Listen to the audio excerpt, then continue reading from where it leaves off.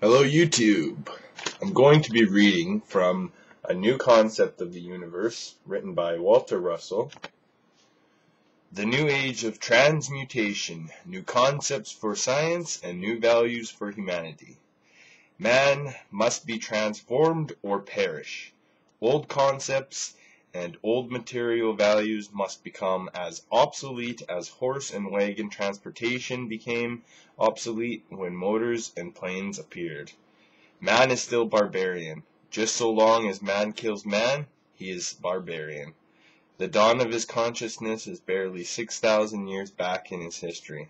Man must have new concepts, new ideals, and new values which will uplift him from the barbarian desires to kill for greed, to build empires for power, to seek happiness through material possessions, or to accumulate gold under the delusion that he is creating wealth. Material values as standards of wealth must be rendered valueless. Science has the power to make the transition so gradually that the readjustment will create no hardship to commercial interests or world economy. Just as the transition into the machine age lessened the burdens of man and added to his wealth, so will the transition into the age of transmutation have a similar beneficial effect. All great world transitions which have brought greater ease and wealth to man have been anticipated as calamities. This greatest of all transitions, now dawning in man's history, should be looked forward to as the ultimate goal for a peaceful and prosperous united world. Man's assets of this age are material. Transformed man must gradually discover that his greatest asset is man. His happiness, achievement, and greatest source of wealth and power are in his ability to serve man. The greater his service to man, the more he adds to his wealth, both materially and spiritually. For this is law, irrevocable and inevitable law. It is inviolate law throughout nature everywhere. Nature creates its wealth by extending itself into the whole universe from every point in it. The jungle is rich because it extends all that it has to all of the jungle, while the desert is poor, indeed, for keeping that which it has within itself. The desert gives not to the desert, nor to the heavens, therefore its regivings from the heavens are not. Nature has no motive for its giving, for regiving are the fulfillment of the law, and man need give no thought to them. The wealthiest men in all of the world are the geniuses who have extended their immortality to other men without thought of gain. These immortals shall never perish from the memory of man, who have found his own immortality through them, while he whose wealth is but gold, even though it be higher than the highest mountain, shall be forgotten before another dawn.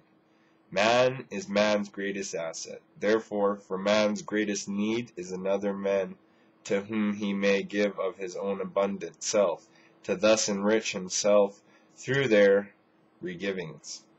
Nature is based upon the law of love, which is balanced giving for regiving. All that man ever has is which he has given. Nature, that is nature's only law, and it must eventually become man's only law. Nature regives in kind for all service given. Man gives the seed, and his service is in sowing the seed. Nature regives the fruit of the seed. That is nature's law. Action is man's free will right, but the reaction is nature's. It regives equally in kind. If man takes a throne, it is taken away from him, and he is poor indeed. But if a man enthrones other men, or honors other men, he will be enthroned and honored by other men.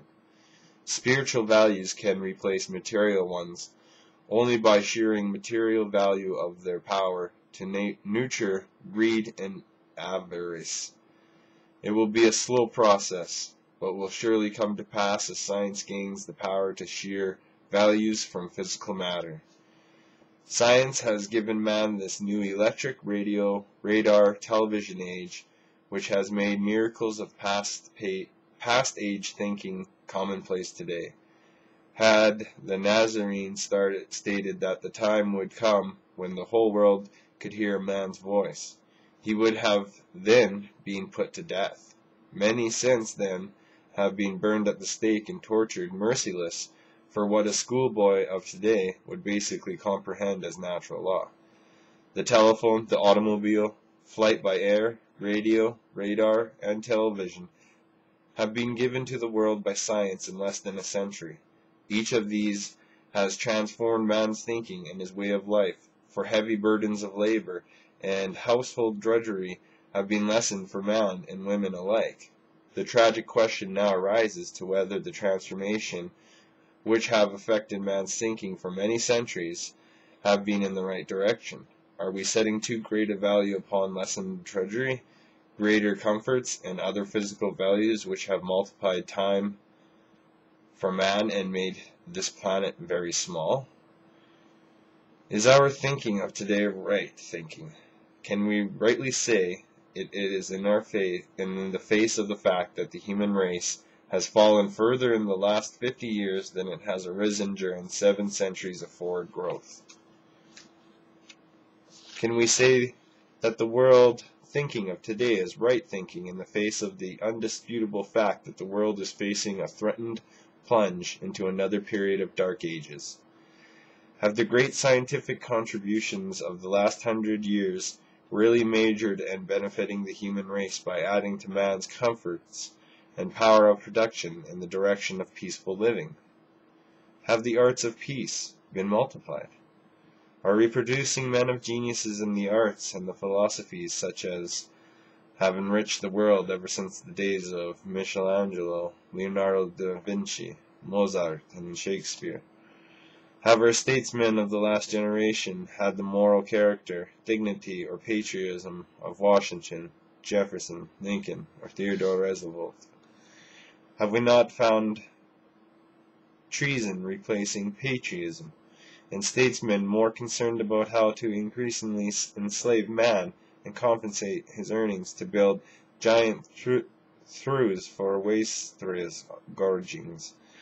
Has science unwittingly helped to degrade the entire human race by multiplying the arts of war, to multiply man's greed for empires by multiplied power to kill?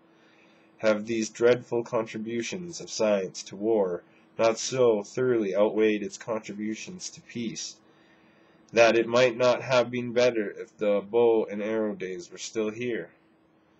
What is the responsibility of science in this respect? And can science reverse the results which have grown out of its explosives made to kill men, enslave the race by reversing man's thinking? I think it can, and that is why both my wife, Leo, and I have so indefatigably been working to give this new knowledge to science now.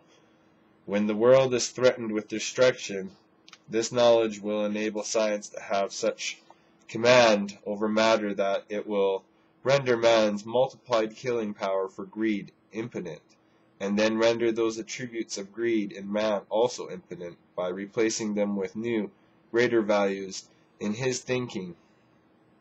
A transformed science can avert this danger which man is bringing upon himself by his own profligacy, by rendering all of the coal, oil, nitrates, and phosphates of the world not worth the digging for man of today, and needless for man of tomorrow.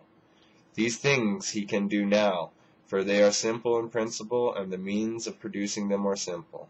A generation need not pass without extending that principle to the heavy metals, and the render the gold, which constitutes man's idea of wealth, for which he has killed untold millions of his brother men, of no value other than as a utility. Every product of nature and the elements of matter which nature has produced so meagerly can be produced by man in unlimited quantities with less effort than present-day digging. This includes iron, copper, manganese, platinum, aluminum, tin, and all other metals. Man has been primitive long enough. It is time he came into his heritage of knowledge, which will give his dominion over the earth. In your grindstone is aluminum, and in silicon and carbon, the most plentiful elements of earth, are all of the metals, which copper or iron ore cannot be found. Silicon can give them to us. If we cannot get supplies of tin or manganese from other parts of the world, silicon will give them to us. The science of metallurgy must realize that all metals are unbalanced conditions of carbon and silicon. Iron and nickel are unbalanced positive and negative extensions of silicon. Silicon is their fulcrum of balance, just as two children on opposite ends of a seesaw are unbalanced extensions of the fulcrum which controlled their balance. We now obtain nickel from other countries. We have unlimited supply of it in every mountain. Just as sodium and chlorine find balance in their salt, and thus lose their metallic qualities, so do all pairs of metals lose their metallic unbalance in their salts. A salt in nature is a balanced pair of elements. Reciprocative balanced reversals of motion is the only power nature or man has ever used.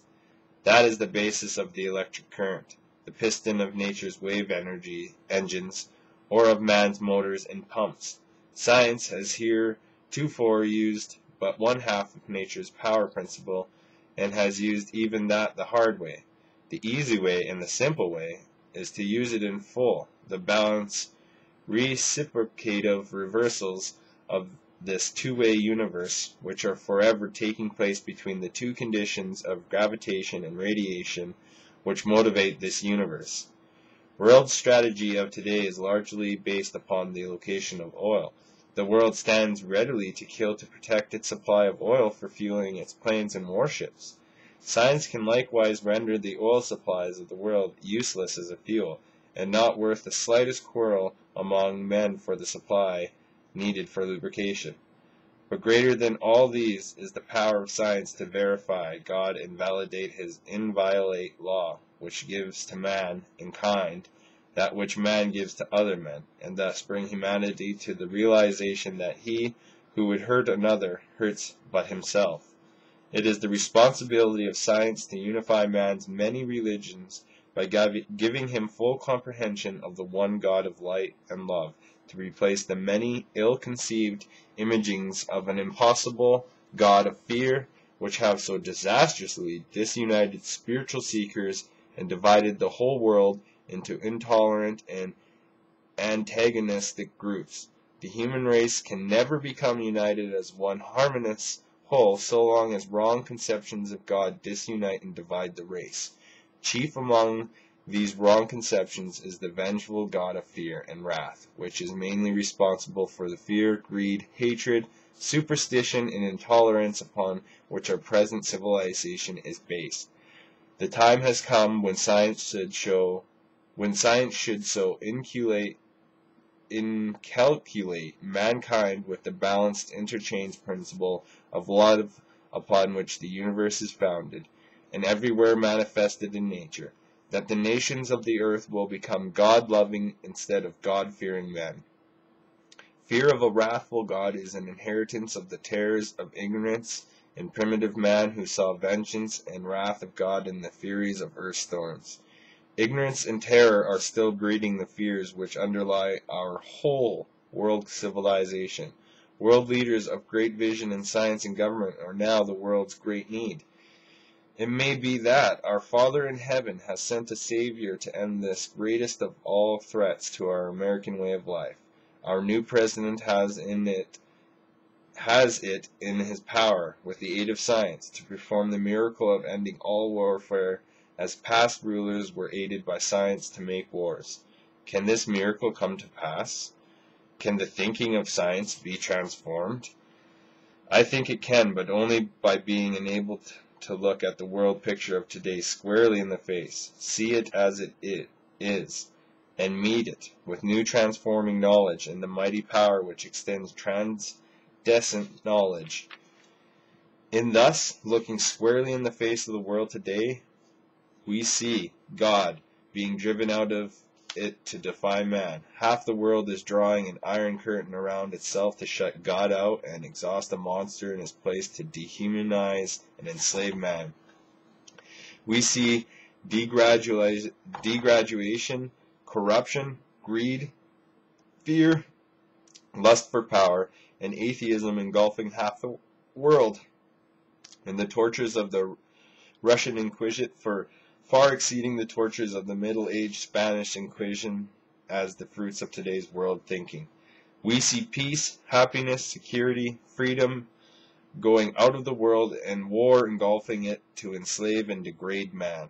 We see beauty, culture being driven out of the world, and the spiritual rhythms of the fine arts lost in the sea of ugliness which is embasing the culture of the race. We see geniuses being driven from the face of the earth for want of recognition and patronage, which alone will nourish it to survival. We see the swing of the cosmic pendulum away from the glory of the 7 Renaissance centuries to another age for forgetfulness of all that is good in man.